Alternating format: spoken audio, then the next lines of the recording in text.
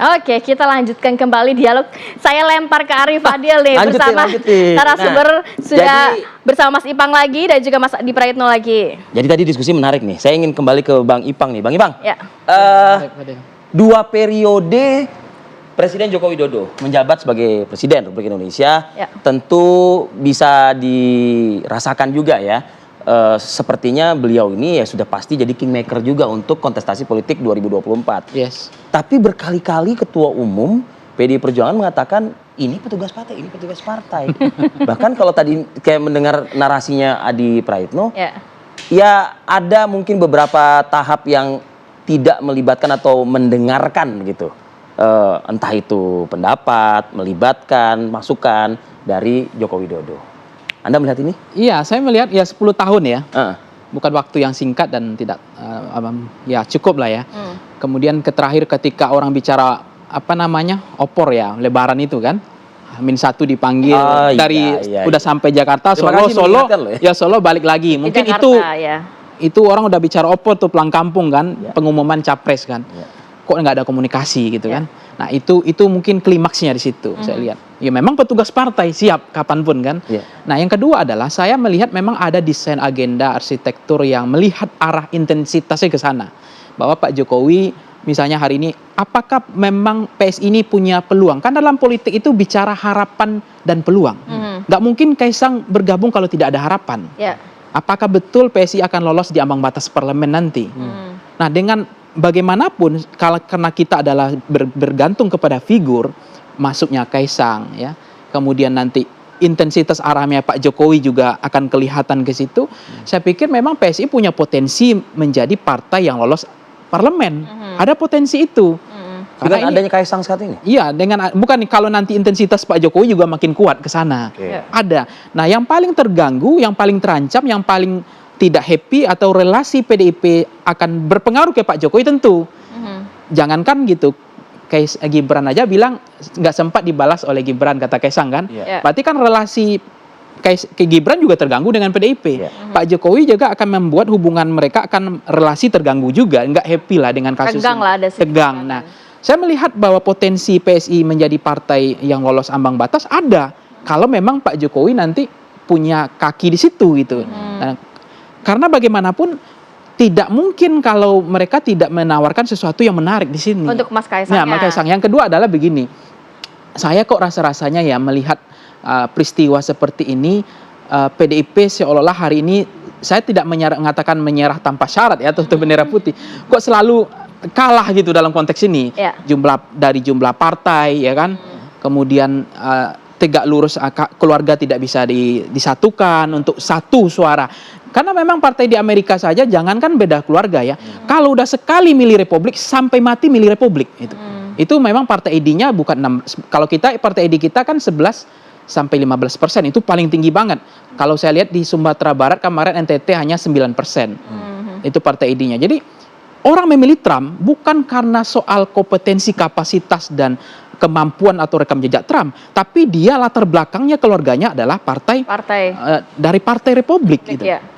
Itu yang membuat mereka milih Trump itu bukan karena figur Trump, bukan karena latar belakang Republiknya. Nah, ketika satu keluarga sudah kemudian keluarga inti, kemudian pasal 25, 22, nah kemudian dikaitkan PDIP hari ini seperti tidak equal, tidak mungkin berdaya. Kalau tidak secara disiplin, secara etika mungkin ada sanksinya gitu ya Mas ya? Iya, memang itu jawaban yang menurut PDIP benar-benar juga. Kalau memang keluarga inti itu anak dan istri kan. Tapi konteks ini saya melihat semakin PDIP kok seolah-olah memang Pak Jokowi makin melihatkan kekuatannya. Bahkan itu menambah suplemen. Anda melihat sinyal gitu? Iya, saya melihat menambah suplemen dan energi baru bagi PSI gitu. Dan bagi PDIP kok makin hari ada sinyal melemah. Contohnya begini, kan ada kemudian yang menarik ya. Ini menarik ini. Tiba-tiba ada PDIP mulai menurunkan gengsi politiknya untuk menaruh Ganjar sebagai cawapres. Coba kita perhatikan statement-statement dari politisi PDIP. Itu belum resmi, tapi sinyal egonya seolah-olah gitu egonya PDIP udah mulai menurun. Bahwa bukan soal Ganjar Prabowo, tapi Prabowo Ganjar loh. Itu kan bukan kalau Ganjar Prabowo kan dianggap ilusi. Iya. Tapi Ini Prabowo ujung-ujungnya Ganjar, poros Prabowo Ganjar ini, tapi menurunkan gengsi itu kenapa gitu? Oke. Apa karena memang tidak ada kaki Pak Jokowi di situ? Oke, Mas Adi Sehingga melihat mereka sudah menurunkan ego bahwa kita golden ticket, kita partai pemenang. Tapi kalau kita memang tidak akan menang, ya udah biar Ganjar cawapres saja, begitu. Oke, Mas Adi melihatnya bagaimana? Ya sebenarnya terminologi petugas partai itu bukan negatif ya. Saya kira semua partai politik itu kader-kadernya adalah petugas partai. Contohkan ke saya, mana ada kader partai politik yang berani melawan ketua umumnya? Ya. Tunjukkan ke saya, cuman istilahnya agak beda-beda. Di PDIP itu istilahnya petugas partai, entah di partai yang lain. Kalau ingin melihat kader partai melawan... Tapi si kader ini kan juga pengen punya rasa, bukan punya rasa, dia merasa ada modal saya loh ini. Kalau itu saya ini kingmaker gitu loh. Artinya apa? Kalau kita melihat anatomi kekuatan politik di negara ini kan eksekutif itu ada presiden, memang power. Tapi eksekutif itu supply demand-nya itu dari partai. Presiden nggak mungkin jadi presiden tanpa diusung oleh partai politik. Yang ingin saya katakan adalah kalau kita membaca konteks PDIP, siapapun Anda, mau presiden, gubernur, bupati, wali kota, anggota dewan, kader biasa, kalau sudah kembali ke partainya, yang paling terkuat memberikan fatsun dan mandat partai adalah ketua umum, bukan yang lain. Saya kira di semua partai politik seperti itu, Mas.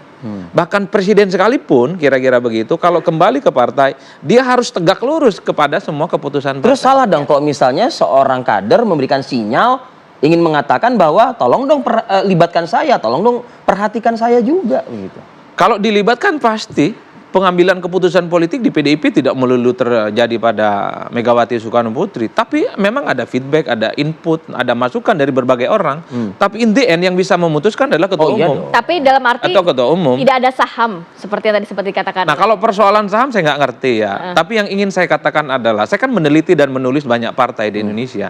Nyaris tak ada satupun kader partai yang ada di bawah itu yang melawan keputusan partai. Kalau mau lawan keluar kan? Kalau mau keluar, Fahri Hamzah melakukan itu. Dia tidak setuju, tidak sepakat dengan PKS keluar. Itu yang terjadi. Nah, problemnya adalah kita tahu bahwa PDIP ini agak berbeda, Mas, dengan partai politik yang lain yang relatifly agak longgar, misalnya dengan kader-kadernya mungkin main di 2 kaki, 4 kaki, agak sedikit nakal ke tempat yang lain. Bagi PDIP, kalau sudah memutuskan politik mendukung salah satu capres, maka disitulah kemudian kader itu diminta berbaris. Itulah yang disebut dengan banteng itu harus berbaris. Harus tegak lurus begitu. Yang tidak berbaris itu adalah celeng katanya. Kan itu istilah-istilah yang mereka sampaikan. Yang ingin saya katakan adalah bahwa persoalan pencapresan itu domainnya adalah Megawati Soekarno Putri. Karena itu adalah hasil rakernas, hasil munas yang sudah diberikan oleh mereka. Ini yang saya sebut agak beda dengan partai politik yang lain. Memang ini agak rumit ketika di mana Presiden Republik Indonesia saat ini hanya kader biasa di PDIP dan orang penting. Ini kan yang kemudian terjadi seakan-akan ada hubungan yang rada tidak oke antara Jokowi dengan PDIP, antara Jokowi dengan Anda melihat itu? Kan iya, kan itu jelas, sudah dijelaskan oleh banyak orang, tidak perlu dipertegas kembali. Nah, yang ingin saya katakan adalah satu hal, Mas, bahwa inilah yang kemudian membuat kenapa ada pernak-pernik demokrasi hari ini. Kaisang kemudian ke PSI, mungkin Kaisang melihat ada trauma bahwa di PDIP misalnya mungkin akan diperlakukan seperti Pak Jokowi ataupun Gibran. Tapi bagi PDIP apa salah gitu ya, bahwa ketika semua hal sudah diberikan kepada Jokowi, diberikan kepada Gibran, kira-kira begitu, kenapa harus pindah partai sih? Toh di tempat yang lain belum tentu ada treatment yang semacam itu. Memang ada jaminan di PSI itu akan dilakukan yang sama. PDIP saat ini sudah melunak juga dengan banyaknya dinamika politik yang terjadi? Bagi saya itu hanya sebatas komunikasi politik ya. Supaya ada pembicaraan antara Prabowo dan Ganjar, supaya ada pembicaraan antara PDIP dan Gerindra. Karena bagi saya membayangkan Ganjar nomor 2 itu agak rumit ya. Begitupun membayangkan Prabowo Subianto menjadi orang nomor 2 itu agak rumit. Saya meyakini sampai kiamat pun 2 orang ini nggak mungkin bisa disatukan. saya meyakini itu. Kalau melihat bagaimana statement-statement elit Gerindra dan PDIP, di situ Mas konteksnya. Satu-satunya yang memungkinkan bahwa keduanya ini bisa bergabung kalau Jokowi, Megawati dan Prabowo ini bertemu, kemudian bicara dari hati ke hati soal siapa nomor 1, siapa yang nomor 2, maka selesai ini. Sulitnya digabungkan ini terlihatkah atau tampakkah dengan bergabungnya Kaisang ke PSI? Kayaknya begitu. Oke. Kayaknya begitu. Jadi ini salah satu jembatan nantinya ya. Tapi begini, ini semua selesai. Kalau Kaisang yang PSI kemudian kembali dukung Ganjar, saya kira huru-hara ini akan selesai. Rasa-rasanya kalau kita membaca angka-angka statistik elit PSI, kader PSI, suasana hatinya, memang sejak awal ke Ganjar, bukan kepada yang lainnya. Itu bisa dikonfirmasi di survei. Baik. Terima kasih banyak Mas Adi Praitno, kemudian Mas Ipang sudah hadir pada hari ini. Sehat selalu. Assalamualaikum.